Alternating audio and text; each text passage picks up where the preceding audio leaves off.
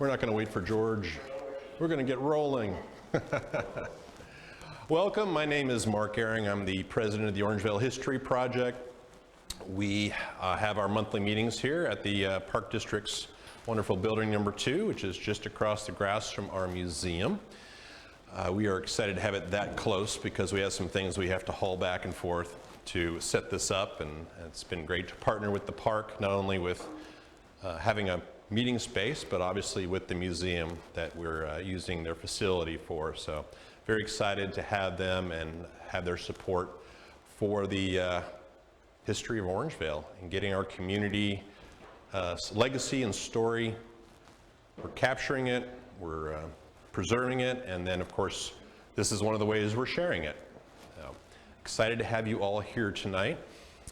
Let's see, so Anthony Landis in the missing artifacts. Anthony is one of the, I guess you'd call them the pioneer families of the Orange Vale Colony. They came in the year after the colony started. And this is Anthony in his older years in front of a wagon, which is part of his large collection of artifacts that after doing all this research, I got quite ill thinking about all the stuff that he had in his barn and his house that we don't know where it's at today. It was all in Orangevale, and so as far as I know, it's no longer in Orangevale, and we'll see. And I'm hoping through this story that perhaps somebody watching this, somebody here today, somebody might have some connections, might be able to connect the dots for us. Maybe some of these things went to, ABC Historical Society or whatnot, and we might be able to track down some of these and at least kind of know the rest of the story on these. So that part of this is going to be informational, part of it's going to be, hey, we'd like some information, because we don't have the entire story on Anthony and his missing artifacts. So looking forward to sharing that today. The agenda. We'll first talk a little bit about the Landis clan, kind of where they came from, how they got here, what they were doing. We'll get into how they were early collectors of California memorabilia and artifacts.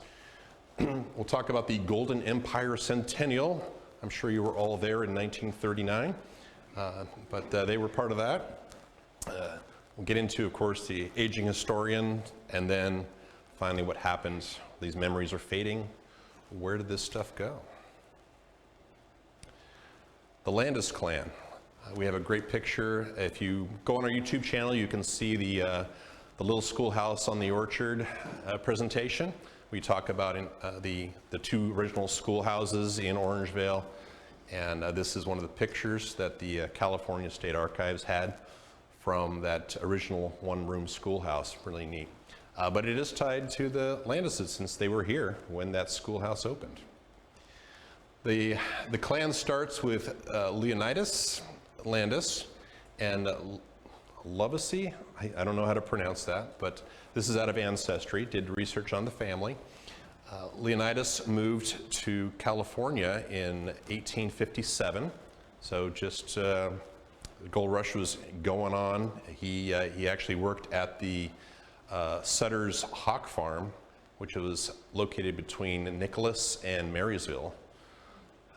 And there's still a marker out there. The building burned down and Sutter lost everything, but Leonidas was there with John Sutter back in the day. And then they had children. So we have 4 children: Francis Ella, Harry Samuel, Charles William, and Anthony Leonidas Landis. Out of those 4 children, only 2 got married. That'd be Harry and Charles. And out of those 2 marriages, we had 1 child. And there are offspring off of that 1 child, but there wasn't a lot of, this wasn't a big family in Orangevale. And in fact, the 1 son that came out of the Harry marriage was in New York State when Anthony died. And so there was no local relatives when he passed. So that's, again, part of the story and the mystery of what we're dealing with. Now, based on the newspaper articles, back then they used to put the grades in the newspapers. So the teacher would post all the grades from the entire school, which in that case was like 16 kids. Nice thing about that is we have the names of the kids that were in these first classes, and 4 of those were the Landis children. The other thing they would talk about is promotions. So, Anthony was promoted to 4th grade. And so based on that, based on the ages, I looked at this picture and I said, okay, the most plausible group of 4 siblings in this picture are the ones here at the bottom left. So this would be the Landises. And the first tallest one would be the second oldest, would be Harry. That is, again, it's an educated guess. Then we have Charles to the second. We have Ella, who was the oldest but the shortest. And then Anthony, who was the youngest and was the last to survive through to 1963. So that's kind of a quick look at the clan. They moved here again in 1889. The kids were already in elementary school. They built one of the first houses. The colony itself, the colonization company, built like 4 model homes plus the villa. And then you had a couple of early homesteaders, original people that moved in. And one of those was Leonidas, and he built the house at 9001 Central Avenue, which is no longer there. It was at Central and Pecan, where the water company is, right down that corner. Yeah. All right, so let's get into the collections. These are some, what I've done is there was a lot of pictures, which was nice. Sometimes we have like very few pictures to work with. The Orangevale Water Company greatly appreciate their contribution. They have a pretty significant collection that really got us started. They have it tucked away in probably connexes, and I don't know if they're temperature controlled and whatnot, but they have boxes of old photos and even some glass negatives and whatnot that we were able to go through our research team under Kay, and we were able to take pictures of a lot of those things. And in some cases we came back and we digitized. George was heavily involved, George Lowry, with digitizing the original water contracts. They had these half-sheet water contracts between the tract owner and the Orangevale Water Company, and they talked about who owned the tract, what tract number was, what they were growing, and then they had actual signatures from the water company officials and then the owner of the property. So really great artifacts for us that come out of the water companies. So we're very, very happy for them to share with us, and we're hoping someday to help them preserve those in maybe a more protected manner. So we still got to talk to Joe about that, Joe Duran. But here we have this picture right here came out from the water company. These are millstones from Sutter's operations. So Anthony Landis is standing here on his front porch, and they made a walkway with the millstones from Sutter's, either the Hawk Farm or from Sutter's Fort. It's just in their front of the house. Over on this side, we have Harry and Anthony pointing out stuff for a newspaper article at the Indian Stone Corral. They did a lot of poking around in the Indian Stone Corral back in the day and found a few things. That was interesting. And then down here, just a little sneak peek at, of course, that really big, pretty Orangevale Colonization Company map that you see over by the gift shop, and we have the placemats. Well, they had an original copy in the house.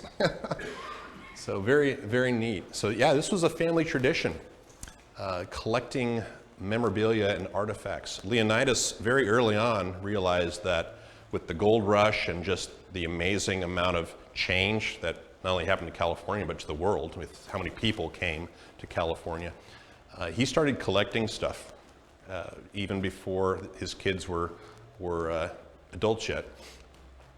And that passed on to the kids. And this is an article from 1935. And it talks about Harry and Anthony were taking on the habit of their father, who started 50 years before that, collecting artifacts about the gold rush, about the local Native American tribes. And what you're seeing here is their collection of over 100 mortar and pestle these are laying along the side of their house in Orangevale. We have one in our collection. There's 50 sets, 50 pairs at least of mortars and pestles that they'd collected from all over the area. This gal here is holding a pistol from the Civil War. It was used in the Civil War. They had quite a collection of different old firearms. And they had, this talks about, they had found a rifle barrel and a cannonball found where the ill-fated Donner Party had camped, among their other accumulations. So they had gone and done archaeology digs at the Donner Party's campsite and collected things. So they were pretty avid in their I guess, hobby of collecting things around the state. And I don't know if let me stop here. So give you some backstory on their occupation. So Harry and Anthony, so once they became adults, they first got into horse importing. So they would go to Europe and they would get these really nice horses and they would bring them in to California and then they would sell them to different local places, either racing horses or work horses or whatnot. So they started a business of, I guess, horse distributors, horse sellers, traders, whatever you want to call it. Dealers, thank you, horse dealers. And we have advertisements of them selling horses in the old newspapers. The other thing they did, because they needed a place for these, they had quite a bit of acreage. In some of the counts, they had 2,000 acres up in the Cardwell colony area of Orangevale, where they did cattle and the horses. They would graze them out there. And so at least in the early years, in the early 1900s, they had quite a bit of property to take care of the livestock that they were dealing in. And then eventually they got into real estate. They had some real estate dealings down in the Elk Grove area. They were actually looking at buying the rights to put in a dam to provide water to the Bay Area way back, very early, before even our last presentation was on the waterworks, right? The Folsom Dam.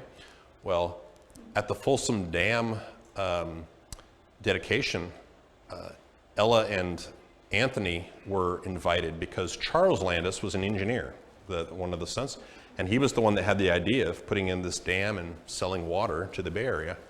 Well, they honored the family at the Folsom dedication because of Charles's vision to put in a water system that would provide flood control and water. So that was a very interesting thing that came out of this. It wasn't specific to the collection, but it kind of gives you an idea of the vision they had and what they were doing to make a living. And then on the side, this was their hobby, a very interesting hobby. Oh, wow. So yeah, we don't have an exhaustive list of the collection. We know they had in a barn completely full of stuff. Their house was completely full of stuff. They had basements.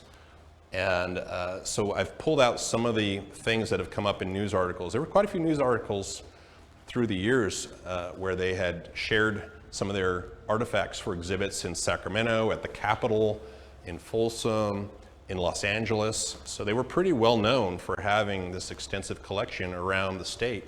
And again, in Orangevale. Love it.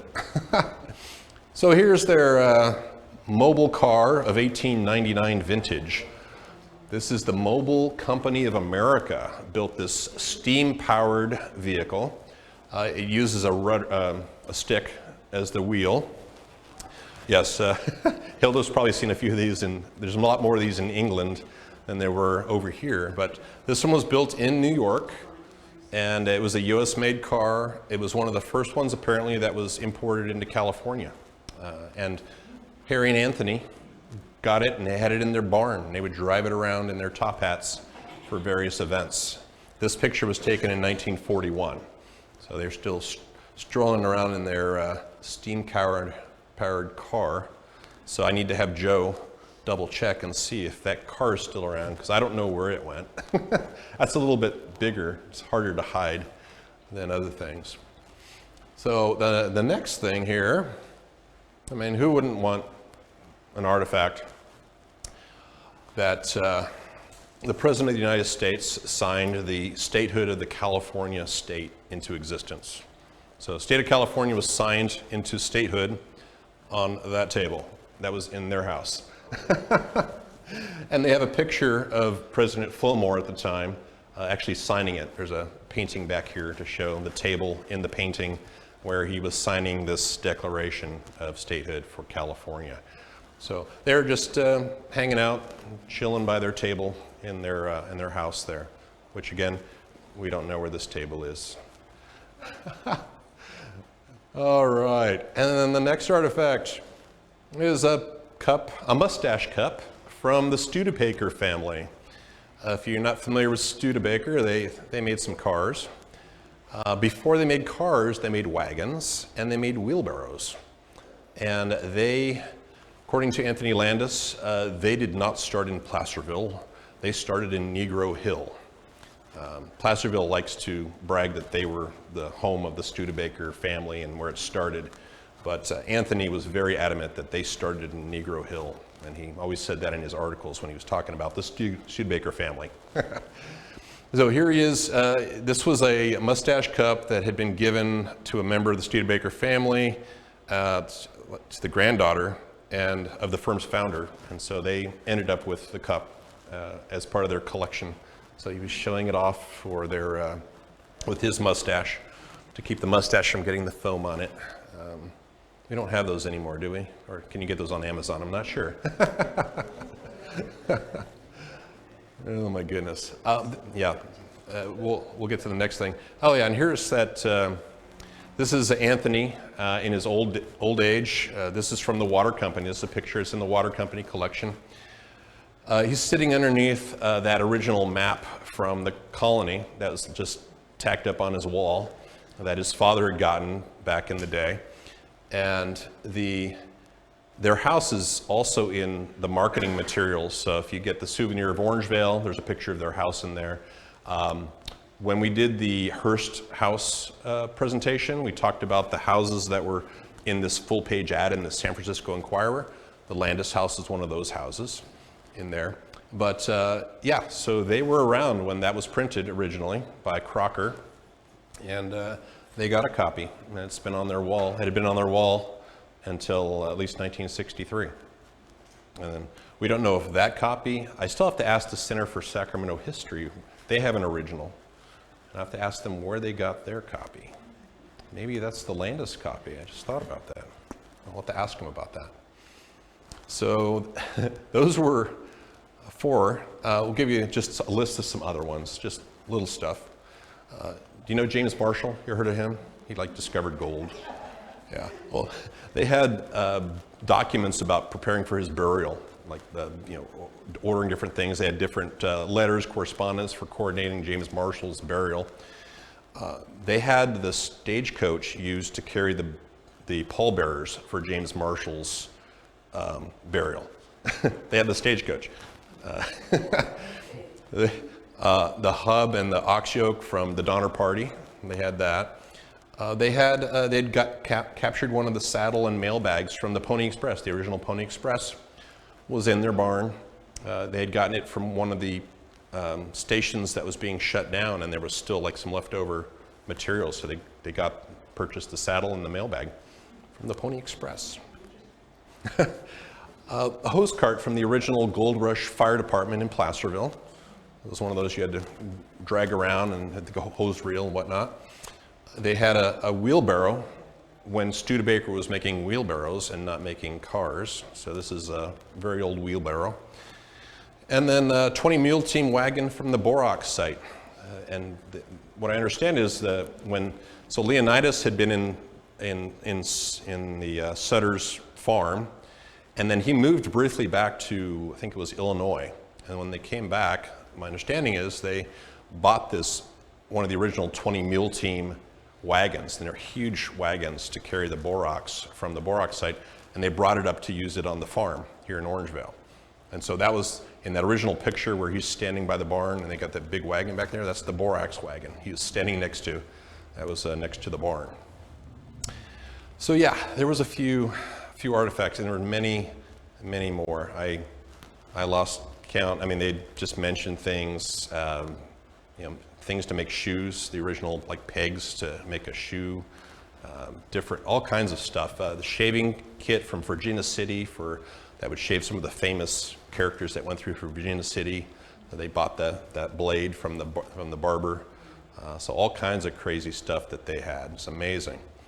And all of that, a lot of it, ended up at the Golden Empire's Centennial celebration of 1939.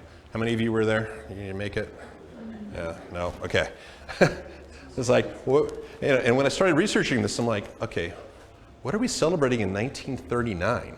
I'm thinking 49ers, state became a state in 1850. What's the significance of 1839? And what it was, I had to go looking, because none of this was all assuming you knew what this meant. When I looked at the newspaper articles, it was like, okay. Well, it was, so think about Columbus Day. You got Columbus landing and putting his foot on the shores of the New World. Well, this is our version. It's John Sutter. So he's getting out of the boat on the river, and he's just put his foot down in the Sacramento area where he's going to have his land grant from the Mexican government and start New Helvetia. Helvetia? I think it's Helvetia. Yeah. So this is 1939, so we're in the Depression still. Sacramento City, the Chamber of Commerce is looking for something to drum up some business. We got to celebrate something because we're having kind of a bad time right now. What should we do? So they drummed up this celebration, calling it the Golden Empire Centennial, and they put together a gold rush. They built a gold rush town called Roaring Camp in Sacramento as part of this big event, big celebration. And who did they go to outfit their big celebration? Well, you got the two guys that got pretty decent collection going on of gold rush era kind of stuff, and that would be Harry Landis and Anthony Landis. This is in 1938, the year they're preparing for this huge shindig in Sacramento. And they're showing off some of the items that they've put together. Some of it's from their collection, some of it's from other collections that they're putting together to have this huge display, a big celebration there in Sacramento. This right here is one of their collections. It was a game that the gold miners would play. It's kind of like, it's almost like bingo roulette. If you read about it, it kind of explains how it works. You get a numbered ball, and you have to, if your number comes up, you have to fess up or something. But they set it up in the Roaring Camp so people could kind of play the game that the miners were playing back in the day. So there was a lot that went into this. They had all kinds of different exhibits, different items. Anthony's holding his creepy hand bottle. One of the things that they got, there was a gentleman in Rockland that back in the day was collecting bottles from all over the world. All kinds of strange shaped bottles, any bottle that was unique or interesting. And he had a collection of 5,000 bottles that the Landises bought from him when he was selling it off. He was getting out of the business, I guess. And so here is Anthony holding the little woman's hand bottle, and I guess there was another one they fit together, kind of clasped together, and then they had their little spigot on the ends, and you could put your beverage of choice inside the bottle. So he was showing that off here with his cute little mustache. So yeah, that was a big event, and of course we have Orangevale residents pretty much running the curation of this huge event for Sacramento. Again, another like, wow, Orangevale's doing some pretty big stuff here in California. So with that, we have an aging historian, right? We're going on in time. We have Anthony here. This is the Golden Spike celebration when you had the Transcontinental Railroad. So he had I don't know if it was one of the original paintings or something he had on his wall. He's got a piano here. I have no idea any information about that piano and who was playing it and why he has it. Here he is in front of the house looking. It has some tile work here. These are, again, photos from the water company. with him around his house at 9001 Central Avenue. But it was a little bit, he was getting old, he was getting hard to keep things going, keep things in order. Because the final years, time waits for no man. We have a picture from 1957. So at this point, Ella and Anthony were the surviving kids, and they're in front of the old house here. So this would have been from, looking from Pecan, and Central would have been here on the right. I was facing Pecan, if I remember right. So we have talk of the Powerhouse Museum. So in the 50s, the Powerhouse was being retired. They were getting, the Folsom Dam was going, and PG&E was going to donate it for a state park, which it is today. Part of the discussion I've seen in the news articles was, hey, we've got this huge collection of Landis artifacts. How about we have the upper floor of the Powerhouse be the Landis collection, and we'll have Anthony be the curator for the museum. So that was some of the discussion going on back in the 50s. As far as I know, that didn't happen, but I haven't been upstairs in the Powerhouse. Has anybody seen Anthony Landis' collection up there? Okay, all right, just checking. I hadn't seen it, so. But that was discussed, and this is again state park level discussion, right, with this Orange Vale collector. Harry died in 51, Ella in 62, and then Anthony passed in 63, and that left him with just a nephew in New York State. His name, I think, was Dick Landis. He ended up having a number of children, and then I think one of them percolated back into California at some point in like Cupertino area. So I haven't tracked like all the way down the family tree to see who's still alive. There's probably some leftovers somewhere from that family. But with him in New York State at the time of Anthony's passing, I suspect he didn't like box everything up and take it home with him to New York State, all these California artifacts. So question is, what happened to the collection? That is the big question for today. So looking for clues, I mean, what are some of the things that could happen to the collection? It could have been sold to collectors, right? Could have been stolen, could have been destroyed, or it might have been acquired by another historical society. There's some of the theoretical paths that these things could have taken. So let's look at some of the things I did find on the newspaper articles. So in 1956, they did say, Anthony said he was going to go ahead and start selling off pieces of his collection. So starting in 56, there was a pretty good sized article, half a page. It shows him sitting on that steamer vehicle that was still in his barn. They had a picture of the borax wagon, and they were saying he's selling a bunch of his stuff, and he's like, yeah, we'll see what people are willing to pay for it. So I don't know how much he actually sold, or how much he's like, that's worth a lot more than that, so I'm keeping it. We don't know. I don't have any sales receipts. We don't have any newspaper articles where they say, hey, I just bought the steam automotive from Anthony Landis. I don't see anything like that. So if you find something like that, we'd love to hear about it. So that's the first option. So most likely some of the stuff was sold to other collectors. Let's see, stolen. Let's check out stolen. Oh, Orangevale resident nabs boys with loot. There we go. 2 Orangevale boys. This is in 1957, the year after he's willing to sell it. They're just going to steal it. So they were booked in juvenile hall after Anthony Landis of 9001 Central Avenue apprehended them on his property. And a couple of things they had a mail bag in their possession. Might have been the one from the Pony Express. They had an Indian tomahawk, which wasn't listed in the other collection stuff.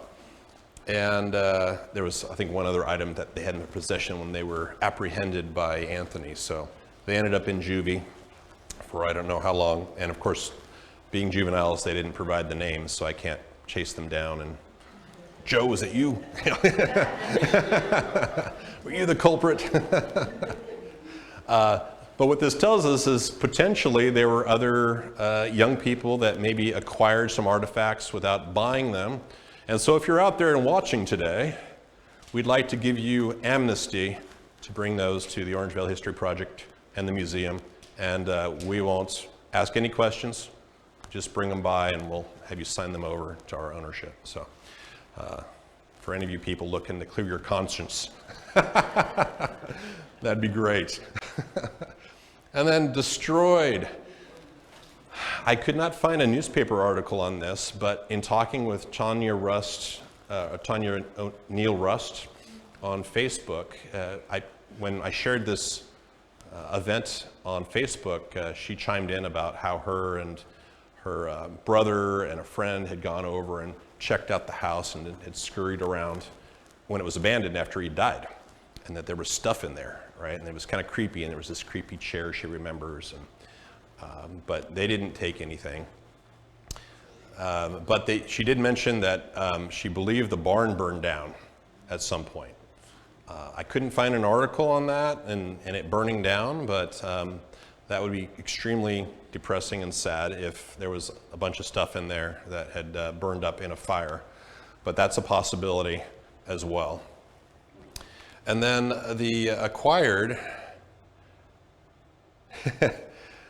So in the water company's collection, it's very interesting.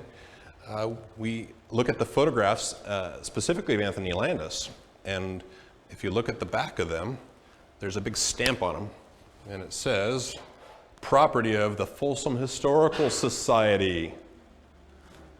Talking to you guys. So at some point, those photos that the water company now has possession of were owned by the Folsom Historical Society and then were repatriated to the water company. Very interesting, which leads me to think, were there things that were not repatriated to the water company that stayed with the Folsom Historical Society? That is the question. So if any of you are with the Folsom Historical Society, we have some questions to ask you in regard to the Landis collection. This was in '63. So the Folsom Historical Society started in 1960. Their first meeting, just to give you some perspective, was on Walnut Avenue in Orangevale. Guess they couldn't find a place in Folsom to meet. And the first year, I don't know if it was the very first president, but two of the officers in 1960 were from Orangevale. So there were residents of Orangevale that were heavily involved with this new Folsom Historical Society. And Anthony wasn't on the board. I didn't see any references to Anthony and the Historical Society. Prior to that, I had seen him doing things in Folsom, like putting on talks and whatnot, sharing his artifacts. So he had been interfacing with Folsom and had some Folsom history stuff. So there's a very good chance Mary Locher was the president of the Historical Society for Folsom, and she's from Orangevale. She wrote a little history book on Orangevale that's in the Sacramento room downtown. So I'd seen her name there, and then I saw her name now as an officer with this. So they didn't make an Orangevale Historical Society. They went over to Folsom and made one there because maybe they thought it was more historic than Orangevale. I'm not sure. But so this is one of the other good possibilities where some of these artifacts may have ended up. So we'll keep looking for clues on that. In summary, yeah, I'd like people, if they have stories about Old Man Landis that they could share, we'd love to hear more of those. I reached out to Tanya's brother, who lives in Roseville, Larry, and never got a message back from him because he was one of the ones that had scurried around over there. Mike, who we will remain nameless on the end, he'd also been around there, but he hadn't taken anything. So we have a few people that had spent some time on that property after Anthony died, and so would love to hear. I also have a query into the water company because they In 1963, a portion of that 5 acres was bought by San Juan Suburban Water District and the Orangevale Water Company, and that's where the office is now for the water company. But the 9001 parcel is still separate, and it's vacant. So they purchased that at some point, and at some point the house was razed or moved or destroyed or something. So that's another thing I don't have. I don't have an article telling me about what happened to the house. And so that would be something we'd love to hear about as well. Did somebody see it get torn down? Like roughly what time to get it torn down? It had a basement. Did they just bury the basement? Is there still stuff in the basement and it's covered in dirt? I don't know. Inquiring minds want to know. So I do have a query into Joe to say, hey, Joe, could we do a little like mine sweeping on your property? Do some metal detecting? Yeah, we'll see what happens. So tell us about Old Man Landis. Help us find the rest of the story. And that's something you can do on our research team with Kay Leeds. You can help us dig around for more information, maybe poke at Folsom or different places, see what we can find out. And we have that for all the stories that we're trying to dig up for Orangevale. We'd love to have more help with that. Share with us your Orangevale treasures, right? So Anthony holds on to, I think quite a bit of stuff was still there in the house when he died, and don't know the plan he had for it. He didn't have any relatives really to give it away to. So yeah, think about what you have, and perhaps there's something that would continue the story of Orangevale and tell the story of Orangevale. We'd love to talk to you about that for the Orangevale History Project and the museum's collection. And of course, yeah, join the team. We'd love to have more people sharing the story and talking about it. You can see here on the right just a few more pictures. This is a gal holding that yoke from the Donner Party. It's a little dilapidated, that they found at the site from the Donner Party. Here's Anthony and Harry. This is a picture in Folsom. They were at one of the merchants that they were exhibiting some of their artifacts during a Folsom special artifact event. This picture is from, he's got his eyes closed. This is Anthony and Ella. They were being honored for being the longest members, like charter members of the Methodist Church.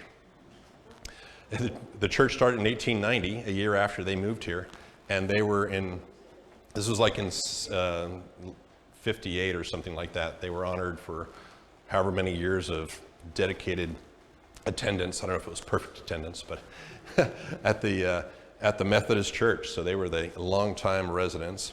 And then another water company picture. This was a reaper from Sutter's operations as well. So they had like a big reaper machine from Sutter's agricultural community. So pretty amazing, all the stuff, and we're hoping that someday we'll be able to say the rest of the story for these artifacts. And I'd love to, if there's any specific to Orangevale, love to have them come back home. Please come home. We'd love to have you back. So thank you so much for attending, and look forward to our next presentation. All right. Thank you. So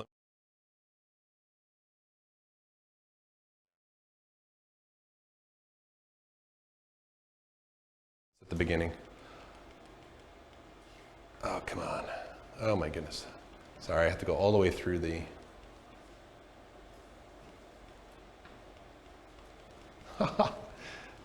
There, oh, there it is. Okay. Indian headdress. This is in one of his glass glass display cases in his house. There was, it's like a telescope of some sort.